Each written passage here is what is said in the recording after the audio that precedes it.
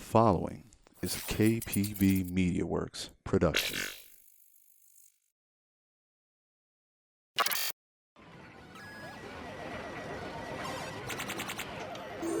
Choose your fighter. How you doing, guys? Welcome to another episode of KPBCast.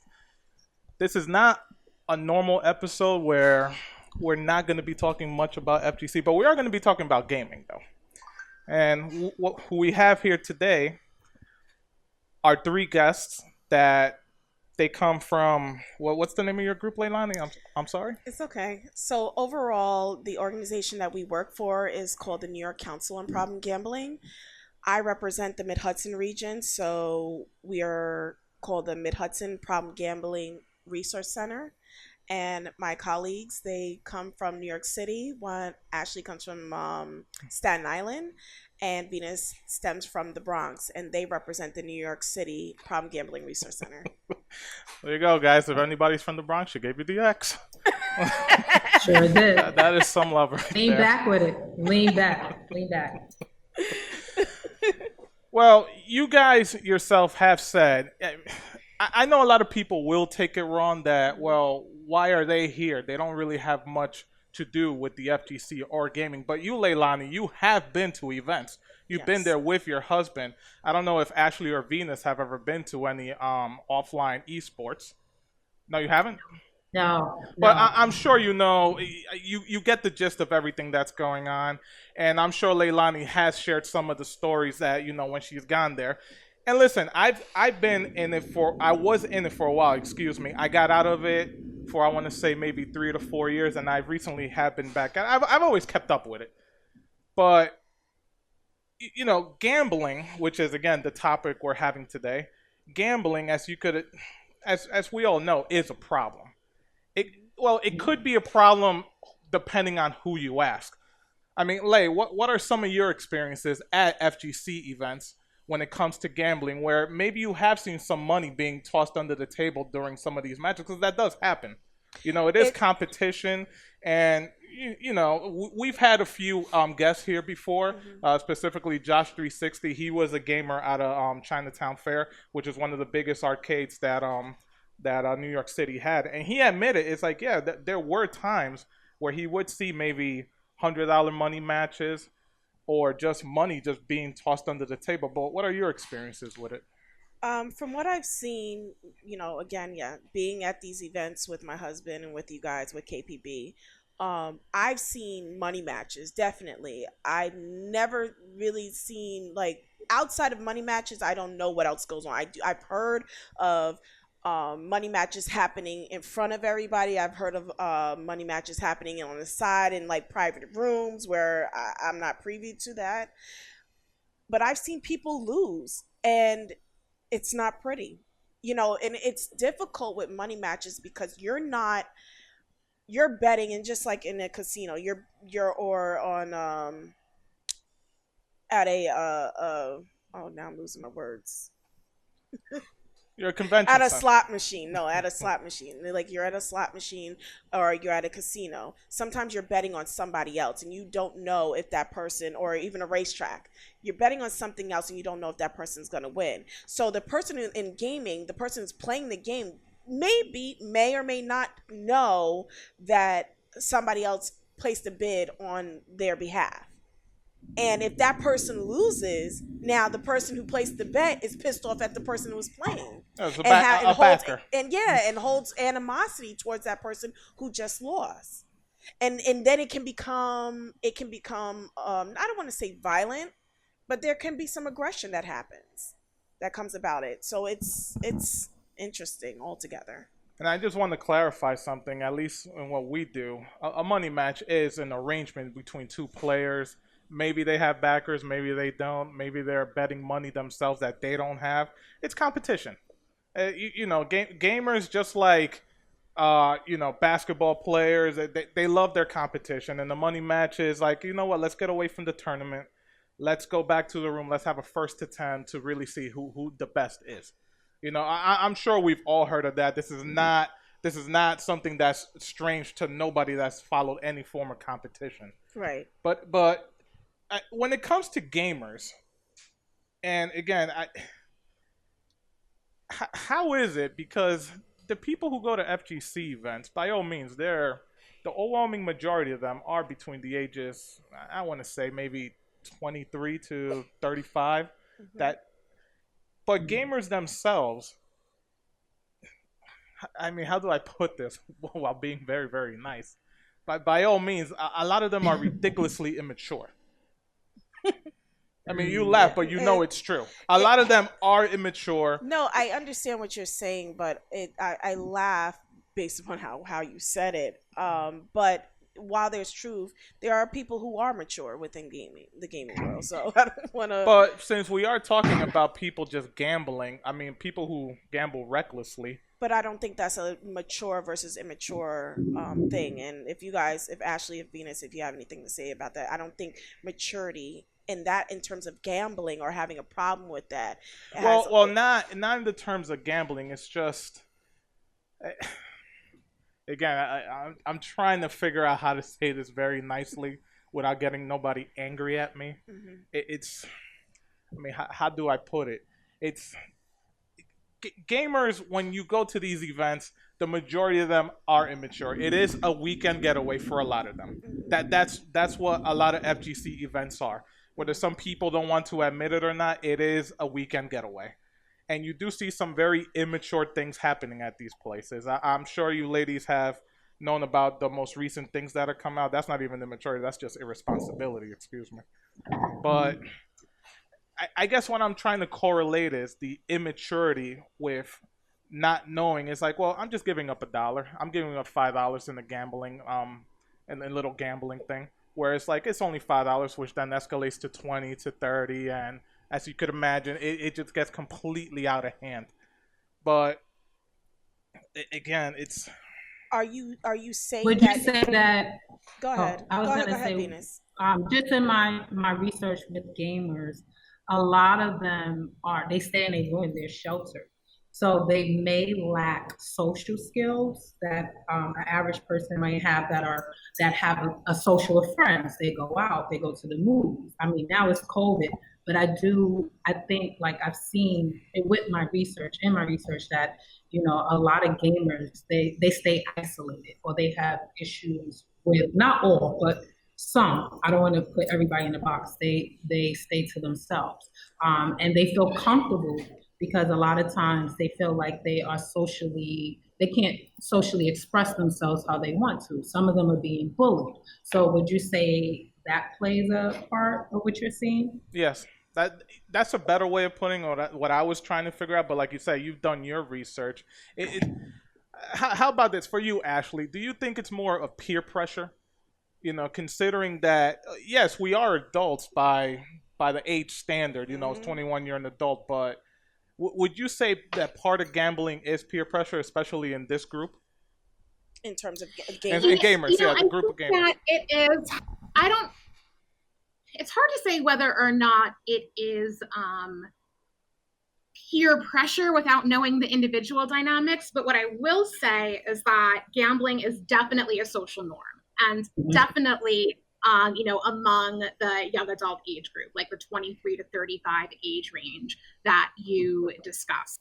A lot of people locally, I know, when they turned 21, like they went to Atlantic City to gamble with their friends as kind of a turning 21 rite of passage. So I think that that's definitely a factor. And, at the Problem Gambling Resource Center, when we do our work in the communities, talking to people, finding out what kind of gambling is happening, a lot of the stories we do hear is that gambling practices are, normalized in people's families and people's neighborhoods from a pretty young age. So what you mentioned, about the maturity factor, I don't think that is a factor in gambling at all. I think you have kind of a combination of the social norm of the activity. Well, people often think, well, what do you mean gambling can be harmful? I've been placing sports bets with my dad since I was 8 years old. Like, what do you mean this can be harmful? So there's that kind of social acceptance of it, combined with what happens to some people's brains when they feel like they can't stop placing a bet. And it has nothing to do with maturity when you really look at kind of the science behind it. Well, like you said, I mean, gambling has been around forever. Yes, it is a problem, but it's been a problem for centuries now. Ever. I mean, gambling is Forever. it's basically forever. Gambling is always going to be around. It's just the forms of gambling. Can I add something? If we're talking about children and you're talking in regards to maturity level and development, yes, children, they don't necessarily have their brains are not developed to make the decisions that as adults we would make. And that there are gamers that are younger than the 18 or 23 that you were speaking of, the age range you were speaking of before. So if it's a young child who is making decisions or making, in a sense, gambling decisions or spending money or playing a game with in-game currency and not understanding that maybe how those addictive qualities can come into play, they don't know because their brains haven't developed yet. Well, I just want to clarify something.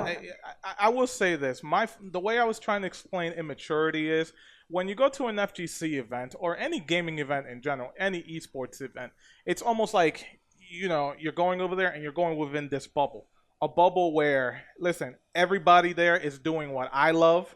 Yes. This is what I've spent a lot of my time doing. Yes. This is what I love to do. And especially now in the information age or the tech age where weekends nowadays, there's almost something happening every single time. Minus right now, obviously.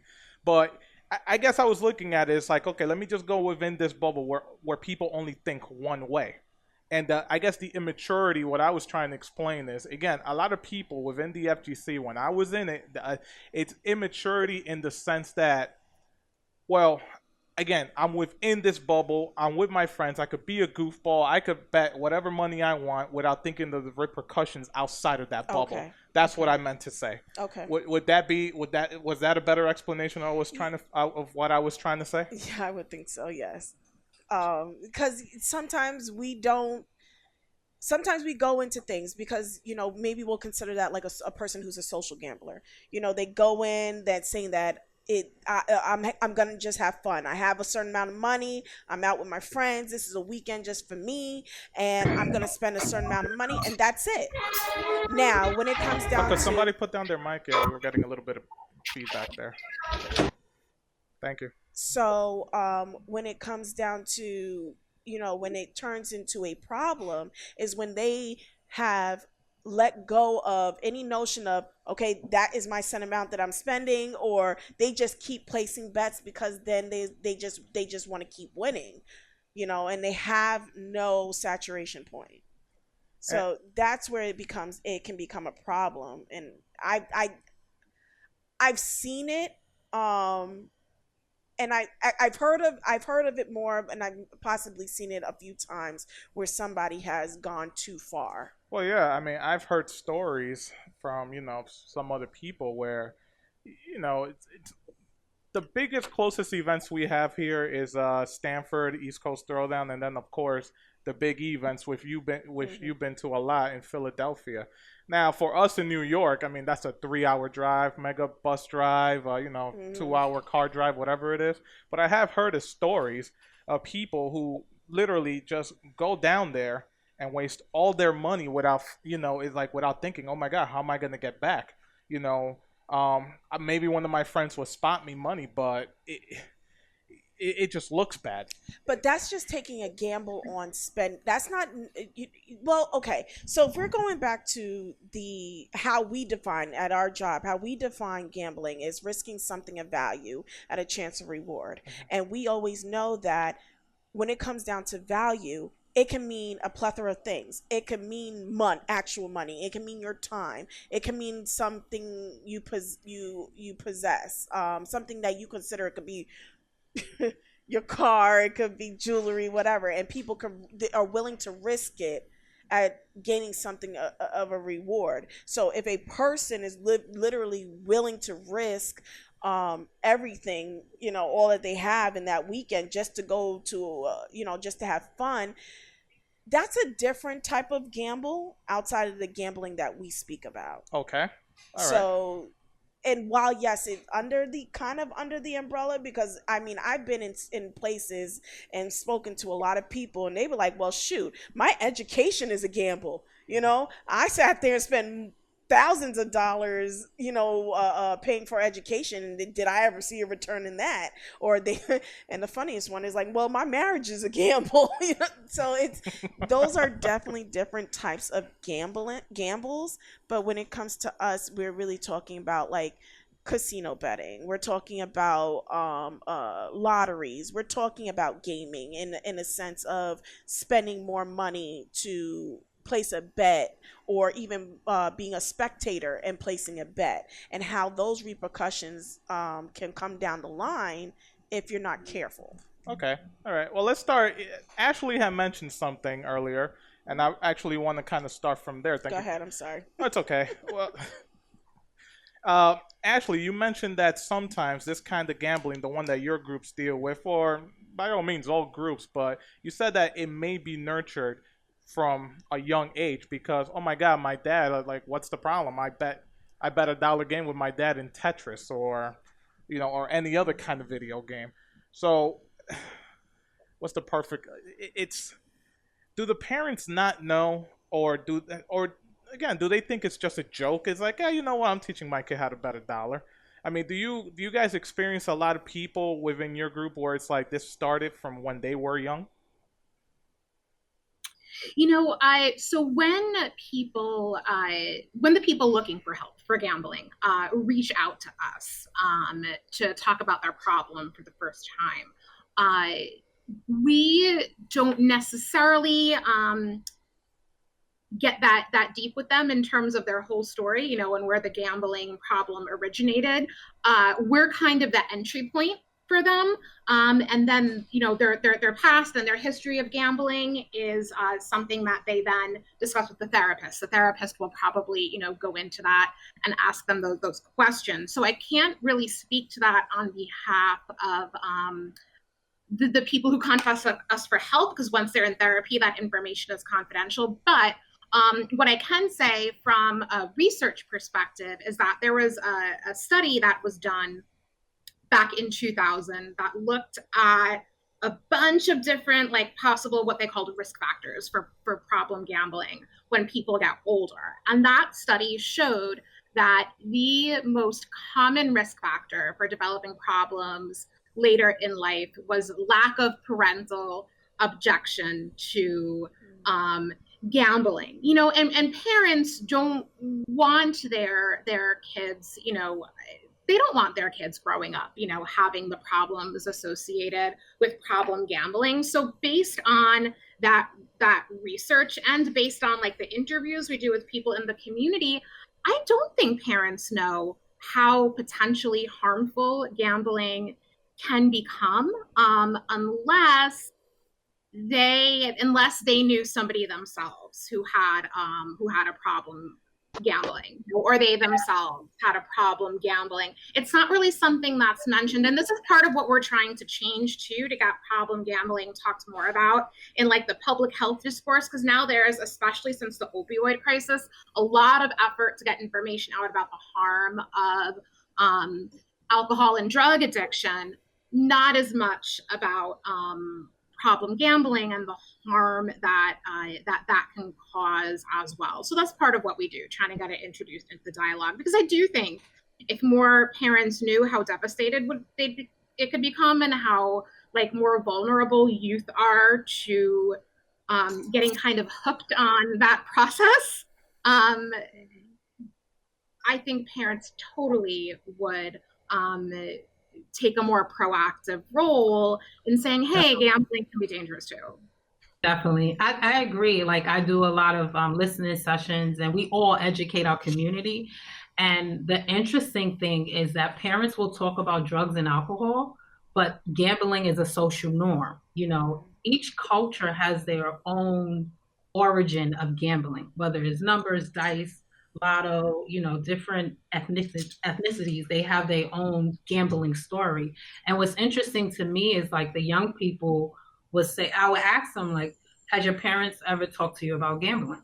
And they were like, no, they tell us about drugs and alcohol. and to stay in school and to get an education. And then I'll ask them, well, how many people do you know gamble in your community or in your family? Everybody's hand will go up. But however, I think that's a part of our job to educate, not to tell them, gambling is bad, because we have a neutral stance. We understand that gambling is legal. That's not what we're here to say, that gambling is bad. We're saying how if you have a problem, we are here to help. And I think just advocating for families who are suffering, there's a stigma behind it. So there's people in your community that have been torn apart due to this addiction, gambling, but will not share because it's embarrassing to say that I gambled away my child's college fund, or I stole from Peter to gamble, for a scratch off, and that's the stigma behind it. And I think our role is so important because we go out in these communities and we talk about it's okay. Addiction is addiction to me. It's the same muscle, it's the same brain. And I think we need to treat it like a disease, like we would treat opioids. You can't fire someone if they have a drug problem. There's a procedure that you have to go through. But, with gambling, it's a little bit different.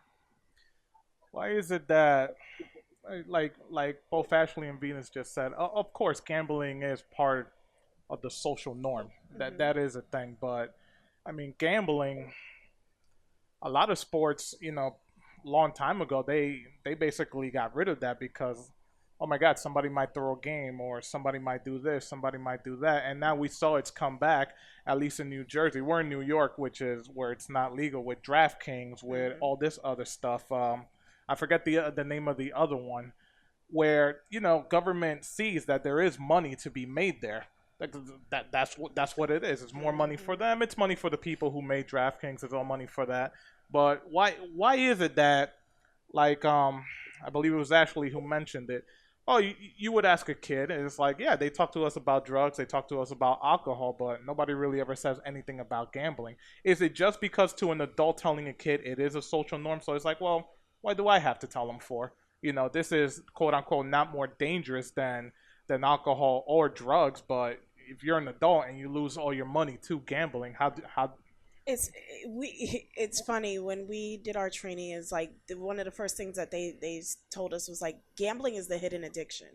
You can't see it. It doesn't have the side effects that maybe other addictions have, like drugs and alcohol.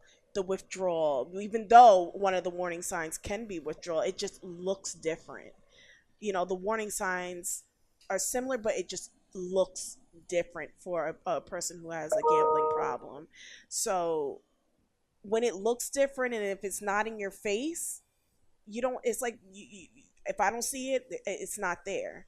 A lot of the needs assessments that we do and that we hear about, or people speaking about problem gambling, or us asking them about problem gambling, or even just gambling in general, there's like, it's normal. We play the lottery, we go to casinos to have fun. It definitely is a norm where it's not seen as a problem. It's known as a problem to people who are affected by it, which is family in this case. Yes, it's family, it's kids, it might even be the dog. But what kind of training do you guys do? Obviously, you decided to dedicate some of your lives to helping these people.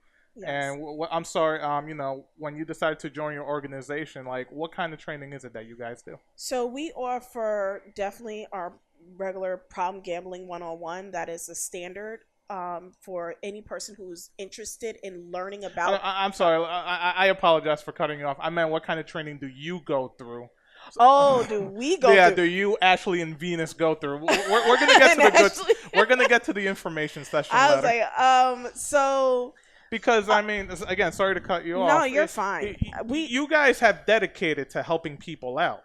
And unfortunately, we do know we live in the times where a lot of people don't want nobody's help, where they might feel a little bit embarrassed admitting to somebody that I have a problem. It's and I've seen it plenty of times.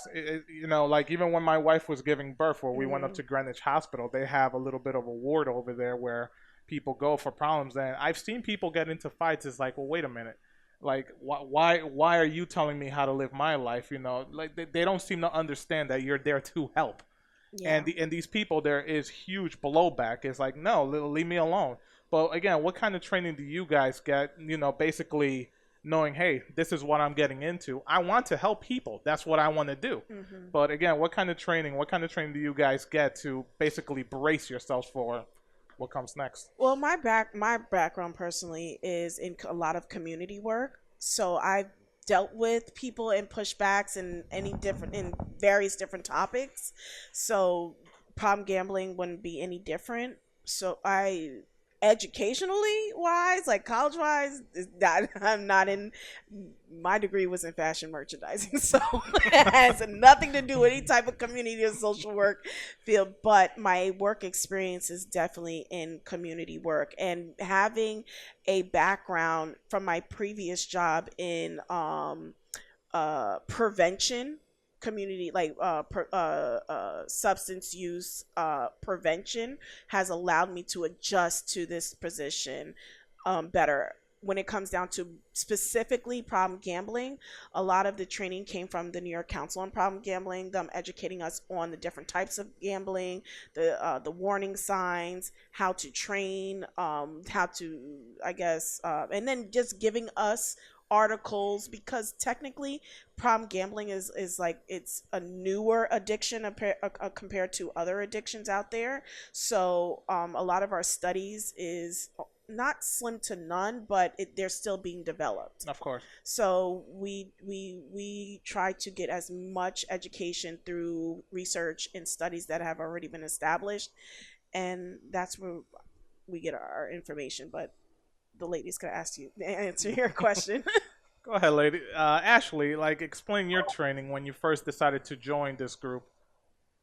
Sure. So prior to coming to the council, I was well, I still am a social worker. I got my master's in social work back in 2012. So I think that the training I got in the social worker as a social worker and the work experiences I had before I came here preps me well for this kind of work, especially when it comes to in social work, we're really trained to really respect the self-determination of the people and the communities we help. So basically that we don't make decisions for people. We don't make decisions for communities. We listen to their needs and then basically inform them of their options. And this really applies to the work we do, both in helping clients directly and in the outreach work we do at the Problem Gambling Resource Center. Because when somebody calls us asking for help, we don't tell them what to do. We don't tell them, yes, you have a problem and you need treatment. We listen, we ask guiding questions, and we respect we respect that they're an autonomous individual whom, even if we might be worried about the symptoms they're showing, our role is we're going to support, we're going to let you know what all of the options are. There's therapy, there's 12-step groups, there's which we recommend, but if you're not ready, we can also just give you some literature. Like, we really try to meet people where we're at, and we try to meet communities where they're at too. I think it is going to be a long time before communities are fully ready to address problem gambling, especially given all of the other priorities that are going on right now. But we're here to have those conversations and those trainings and their presentations with who is interested, and make those kind of small inroads where we can. So I think that that philosophy, I learned a little bit before I came to the council, and the council just reinforced it.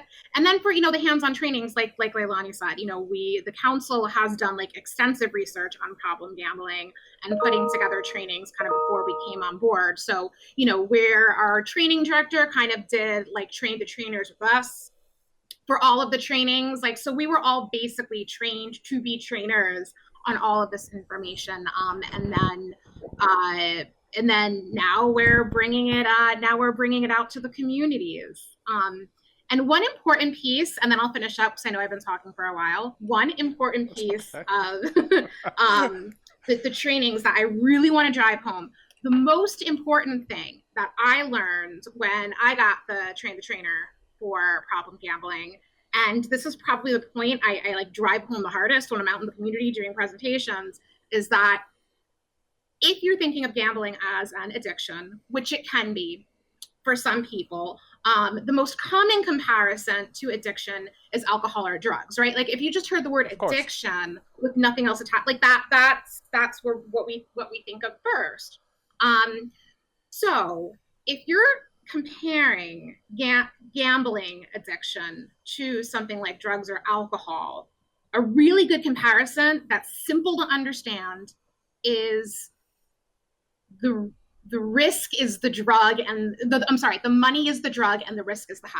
Mm-hmm. I'm gonna say it again. The money is the drug and the risk is the high. So the money is, or the object of value that they're wagering, which in most cases in our society is money. But using money or an object of value in that way that people use it in gambling results for some people in a dopamine rush in the brain, which is like our happy chemicals, right?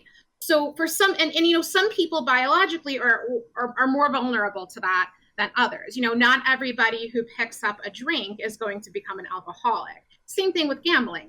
Most people who gamble can do it socially, but for some people, the change they experience in the brain is so intense, and they don't even have to win yet. It's just the act of like placing the risk that causes a change in the brain chemicals that's similar to what happens when somebody who is developing an addiction to alcohol gets when they take that first drink. And that was like mind-blowing for me, right? When I heard that, and I was like, that totally makes sense, because one who doesn't know about it could easily wonder, why is it so difficult to stop? But once you realize that, oh man, the brain changes as soon as they take that bet and they want to feel that rush again, it totally all comes together. What kind of studies are there to basically, what kind of studies are there that you looked at? I mean, what are these studies looking at to try to basically tell you it's like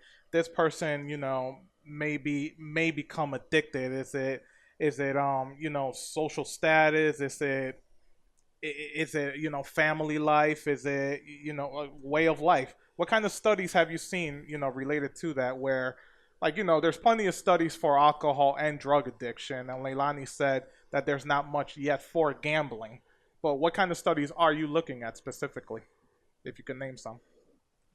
That's a great question. So, and a lot of the topics you mentioned, right? Like you asked, are there social factors? Are there this? So all of those things are looking at, and that study done back in 2000 that I referenced, yes, that I referenced earlier, which looked at the risk factors. That's an example. It looked at all sorts of things, right? And then determines out of all of these things, it's like the parental lack of objection that sets people up for the most risk. But it's not the only thing by any means. There is a journal. Oh gosh, I want to get the exact. I think it's called the Journal of Gambling Addiction. But it is like an academic journal, and all of the articles about it are have something to do with gambling addiction. So I know a lot of the research that our team has pulled has come from there. We also have a relationship with Dr. Laureen Rugel from the National Council on Problem Gambling.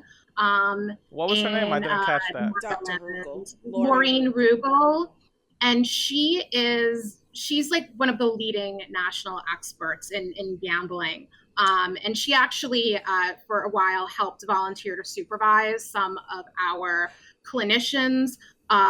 So she's somebody who we have gotten information from as well. And we do have a conference every year. Shameless plug, our virtual conference is coming up October 5th through 7th, and it's virtual for the first time, so anybody can join. And at that conference, we have Dr. Rugel and other folks who have been doing research on these things kind of share what they have learned so far, because as Leilani said, this is a relatively, it's relatively new that people are studying gambling addiction like this. So we need to hold ourselves accountable as educators about this issue to make sure we're up to date on what all of the researchers are doing. So a lot of the research that we cite in our presentations has come from either that Journal of Gambling Addiction or information research that has been done by some of the experts who share it at our conference, so we can incorporate it into our work. We also get a lot of our information from is a gentleman called Cam Adair. He does a lot of gaming and gambling addiction talk. He talks a lot about it, and he attended our conference last year to educate the community at large about gaming and gambling. Another way to get information about how, whether it sounds like environmental factors as to why people can are more prevalent to gain the problem with gambling. And for me in our region, I've heard some people say, like in our northern region, sometimes like in the Sullivan County and Ulster County areas, and sometimes it's the not, I don't want to say desperation, but the need to want more because they live in more rural areas and jobs are scarce and resources are scarce. They tend to want to play the lottery. Oh, of course. And then they'll keep playing and keep playing and not understanding that it can become a problem, but it's their need to want more for themselves in life and gain more. So that can be like a factor as to how they gain the problem. Well, the lottery, like you said, especially in places where there's not much going on, no jobs, economy is just shut down. The lottery is there. The lottery is a gamble. Right.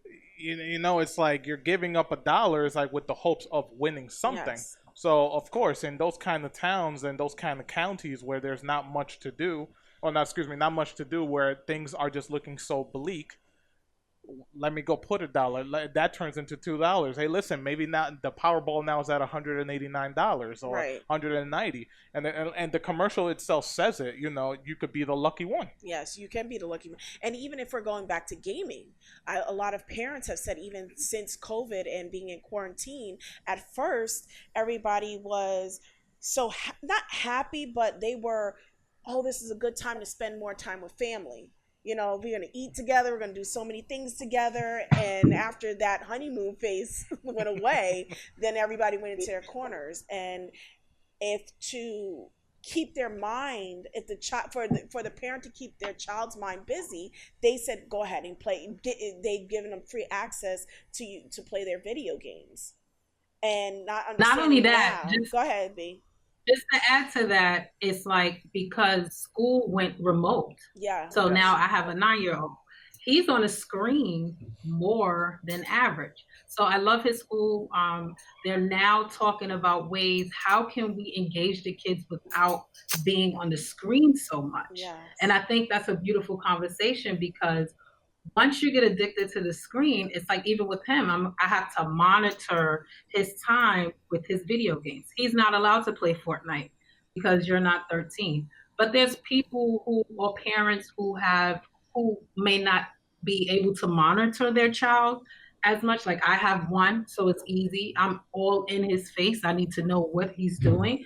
But other parents, they don't have that time or the resources. If I have to work, 2 jobs, or if I have to work remotely, I can't monitor what you're doing, and it's sad to say, because I do have a nephew who plays Fortnite crazy, and it's like, the addiction is there. And so I think these conversations are very important to have, because again, you can't tell a parent what to do. However, you can tell a parent, hey, maybe you should do movie night, or maybe you should ride a bike.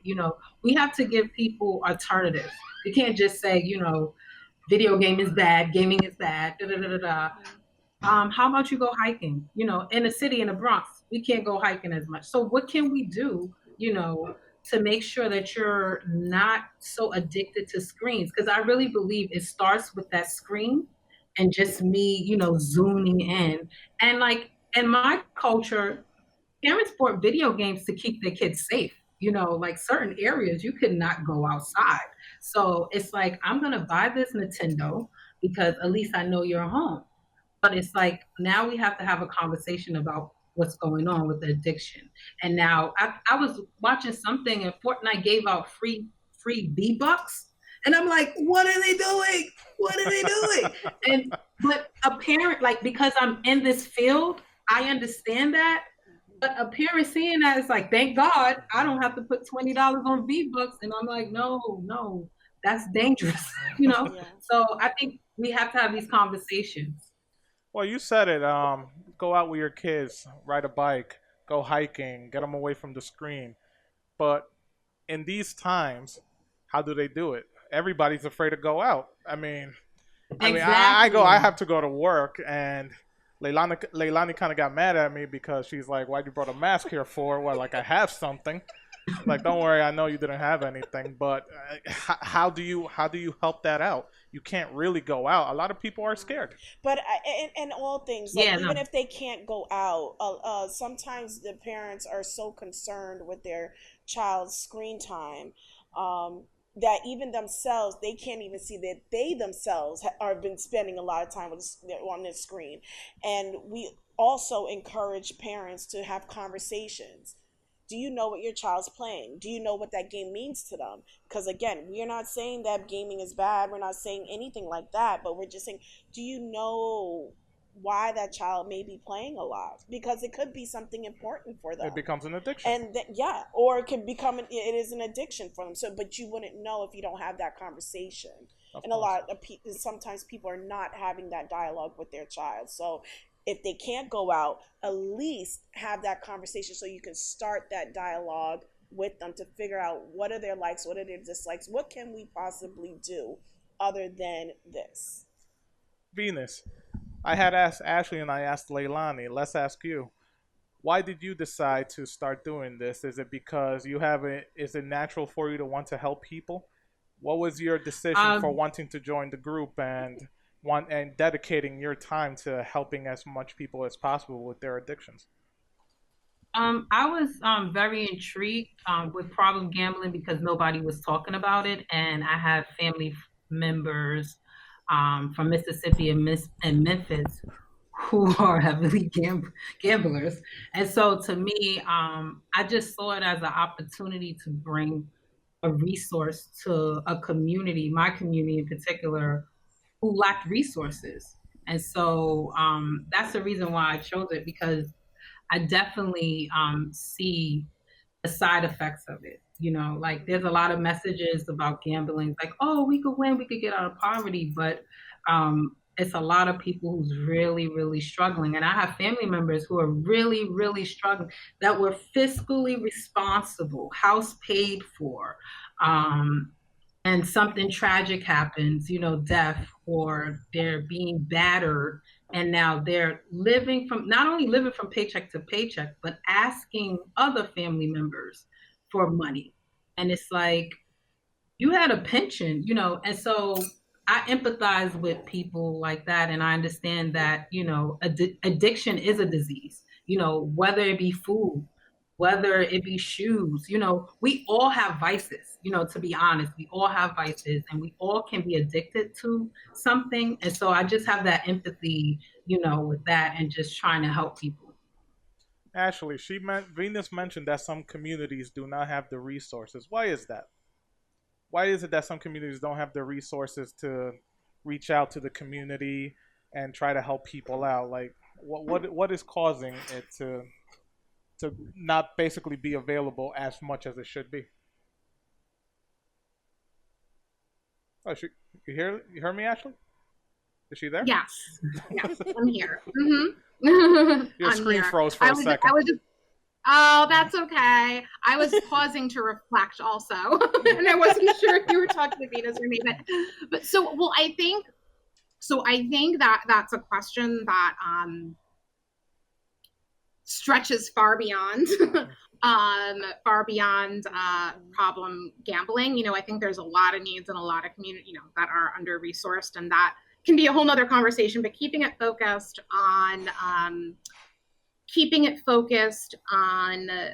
problem gambling resources, you know, I think that resources are given to address problems, you know, based on the scope of the problem.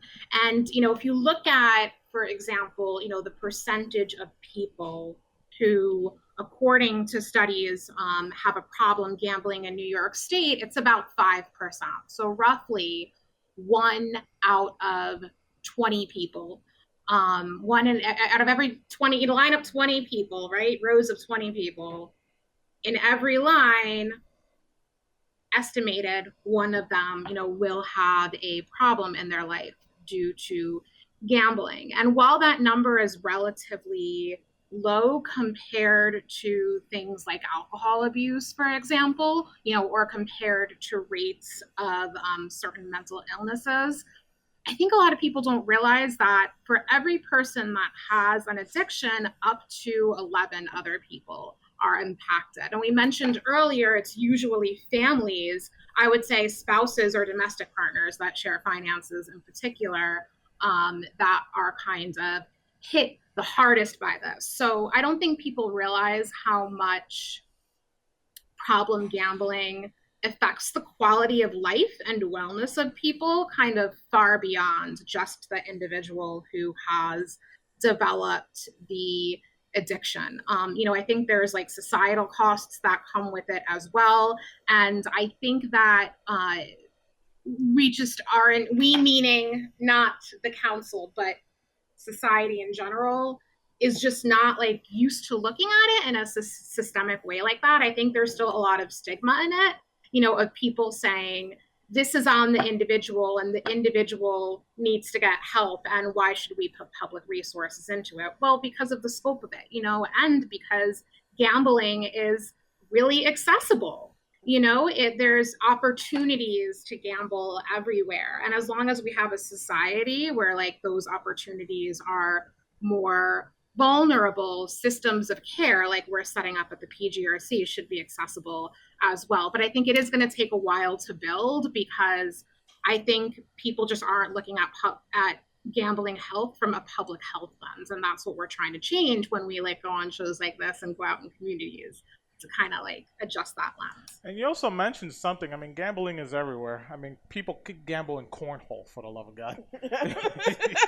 There is gambling in cornhole. Yes. There is gambling in everything. Yes. How is your group what is your group doing to try to battle this? If they are doing anything, it's like, well, I guess a better question would be, what is it that your council is doing? How are you guys getting out there to try to tell people or give them some advice? Because like we already said, we're not telling people how to live their lives. You're just giving them some advice. We're not telling you don't go crossing the street or anything like that. We're not telling you not to do it. It's just be more aware of what the situation is that you may end up getting yourself into.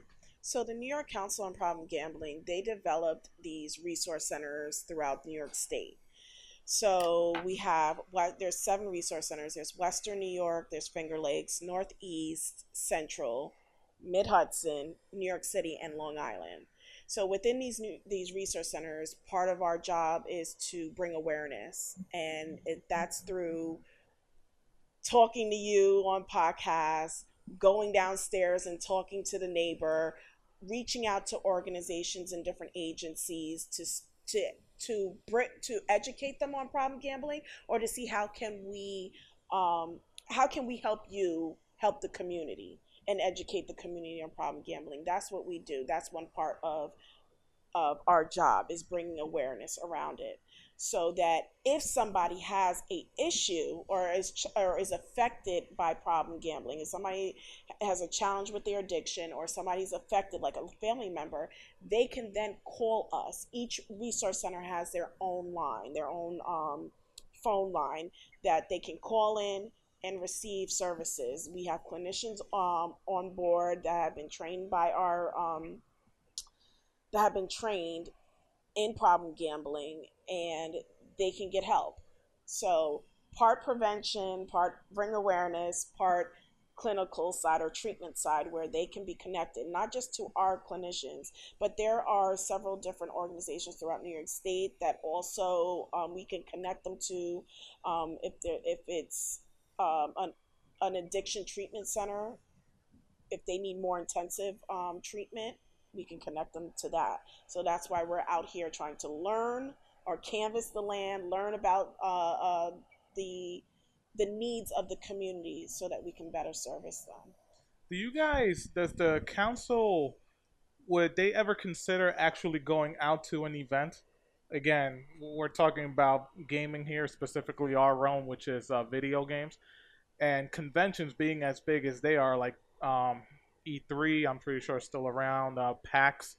Has the council considered maybe going over there, renting out a table, putting up banners, and bringing awareness to problem gambling in gaming?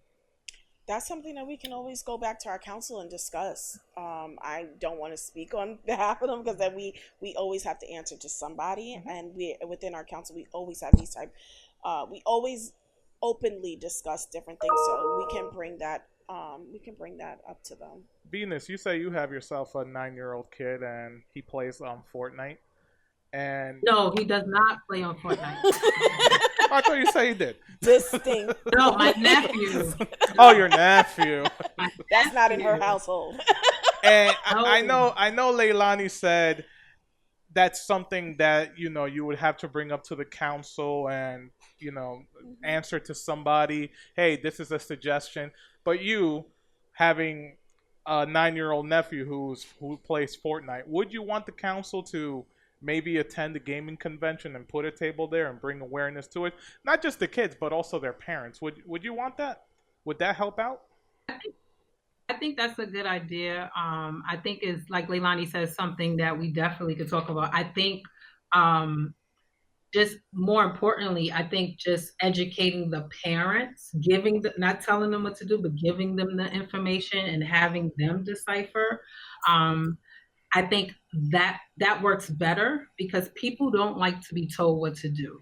And just going back to Fortnite, I had a coworker, she let her 3-year-old play Fortnite.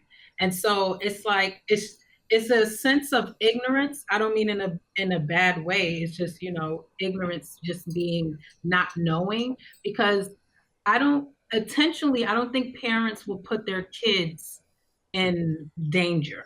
And what I mean by that, even myself, like I was buying a PS4 for my son and it was a bundle and it came with Fortnite. And I almost brought it, even though I knew it's for a 13-year-old. And I said, I could cook, I could clean, I could do this. But something jumped in my mind and said, well, would you give your 9-year-old alcohol?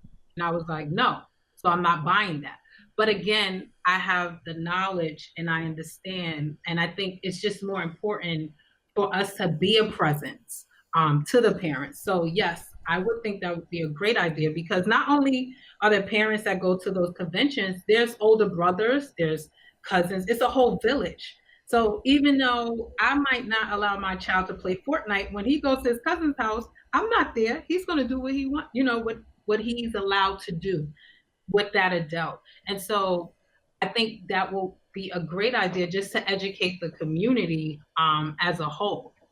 Can I say something? Of course. So on the flip side, because I know Venus and I know her son, for me, and if it was me as a parent, not as a employee of the council, if I was a parent, I personally would purchase a PlayStation in the game for my child, because my husband is a gamer and he is in the business and he knows a lot.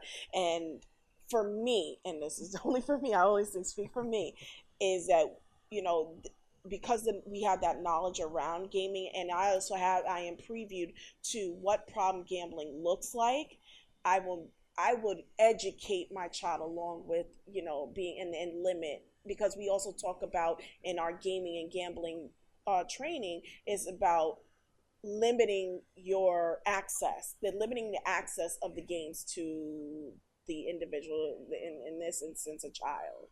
So that, for me, it's just different. My answer, I guess, will be different. Sorry, babe. Would it? No, you fine. You pay your rent. I pay my rent.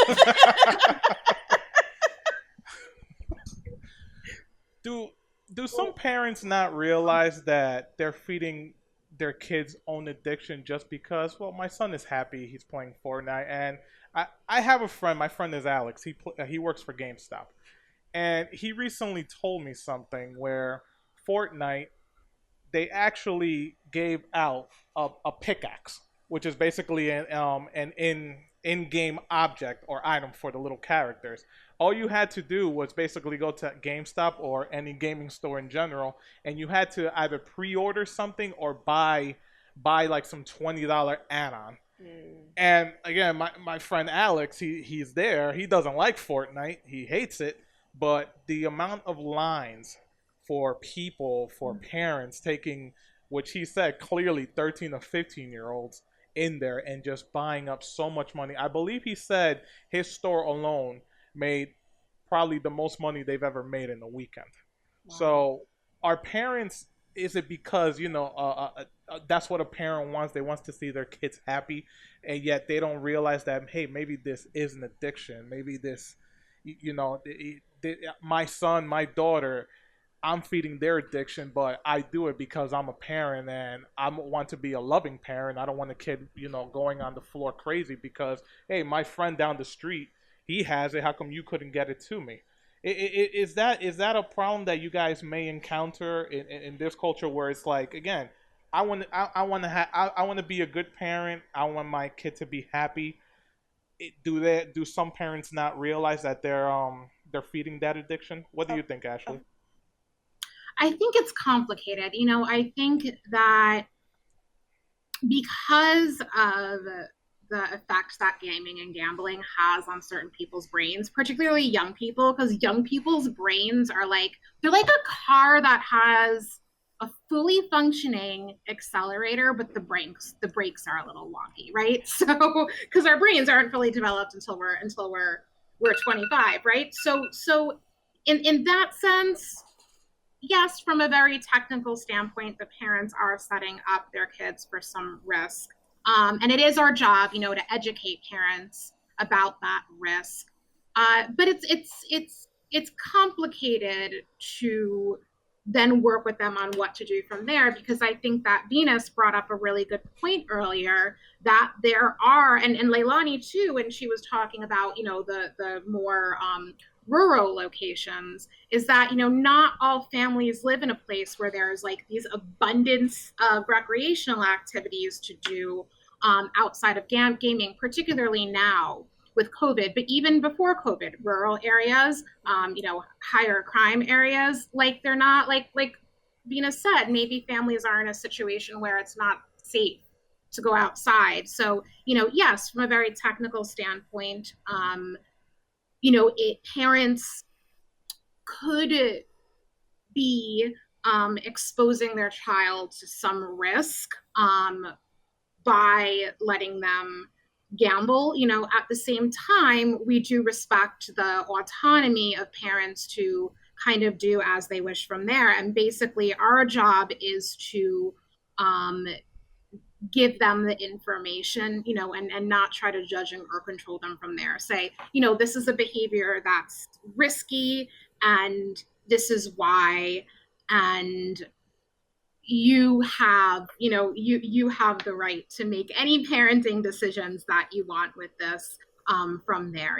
Our job is just to non-judgmentally give parents the facts, and then what they do from there is okay. And there, like I said, there, of course, there's other activities. I know that particularly in a lot of the work that's been done with alcohol and drug prevention, a lot of those efforts focus on other positive activities that you can do with your child, which we mentioned also. But like I said, it's complicated because some people live in circumstances where there aren't a lot of easy other options, and we have to respect that and work alongside with our allies in the prevention world to create better communities where those other safe options are available. Lei, you were gonna say something? And truthfully, parents just want a break. I said parents just want a break. It's hard being a parent. Yeah. With this kind of job that you guys do, you've seen pushback, I'm sure. How do you deal with it? We just keep on moving. Our job, thank goodness, our our job has allowed us to, if somebody is not ready, because we consider it readiness, if they're ready to talk about it, then they're ready, and then we proceed. But if they're not, we're not here to push something on them. We try to do it as gently as possible in terms of giving the information, and we just say we're here to help at the end of the day. And we have the information if you need it, and when you're ready, we're here to provide. Well, you know what? I want to thank you, ladies. That was very a lot of good information there. And I hope that everybody listening to this understands that it is a problem. You may not think it is, but it is. I mean, we've known people who have gambled away paychecks, some people who may have lost a home or may have lost friendship because of their family members. So before we log off from here, I want you guys again, if you could please give us more information on your council again, or where could everybody go to reach out to you three ladies if they want to, because they saw you here on the show and they might be more comfortable with you. Right. But yes, if you could please give us that information again, I would really appreciate it. So I'll start with myself. I am with the Mid-Hudson Problem Gambling Resource Center. Our call-in line is 914-215-6440.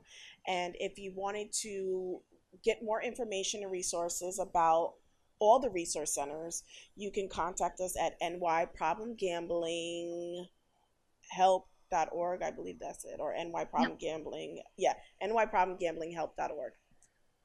And like I wanted to say one more time. Oh, wait. I'm sorry. Go ahead, guys. They looked like they weren't going to say anything. I'm sorry. Where they have their own numbers. Go ahead, Venus. Go ahead. I apologize.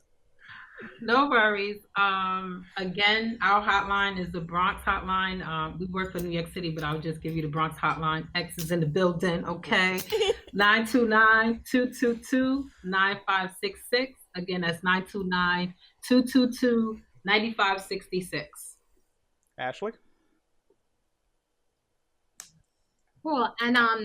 And so for any borough, we have problem gambling resource centers in each borough in New York City, and there's a citywide email address that you can reach, and it'll just get triaged out to whoever can help you in that borough. So to email the New York City Problem Gambling Resource Center, you can reach us at New York City PGRC at nyproblemgambling.org. We are also on Instagram, Twitter, and Facebook, yes. NYC PGRC, if you want to follow us. And I can go ahead and give the numbers for the rest of the resource centers for folks who want to take it down. Go ahead. Yep. So for Brooklyn, the number is 917-994-8377. For Manhattan, the number is 929-955-3061. For Queens, it's 347-761-3103. And for Staten Island, it is 929-955-3062. And just remember that we have resource centers throughout New York City, and that NY Problem Gambling Help, or nyproblemgamblinghelp.org, has all of our resource center numbers attached, as well as emails. So you can go to that site and see it. And Mid-Hudson has their own IG page. It is Mid-Hudson PGRC, Mid-Hudson _PGRC. I'm sorry, that's on IG. And then Mid-Hudson PGRC on Facebook. So follow us. And like I said, guys, we did this episode, it wasn't talking a lot about the FGC, but it is something that, it is a problem. A lot of people may not want to admit it, and what these group of ladies did, they're only here to help out. They're not here to tell you how to live your lives. They're just here if you know somebody, a fellow competitor, a family member, or you may be a parent whose kid goes to a Super Smash Brothers event tournament, or a Street Fighter tournament, or Mortal Kombat, where they may see their kid is actually starting to become addicted or may have problem gambling. problem gambling, as we've said time and time again in this episode. And again, they're here to help. So if you want to reach out, you already got their information, and I want to thank you guys once again for coming over and doing this. And everybody, thank you. That's a wrap, and thank you, ladies. We really appreciate it. We appreciate Thank you so much for having us. Yeah. And I apologize for getting here a little bit late, but I'm glad we were able to sit down and do this. It's really appreciated. It's all bad. All right, guys. Thank you very much, and Thanks have for having yourselves a us. good evening. Thank you. Bye. Thank you. That was a lot of fun.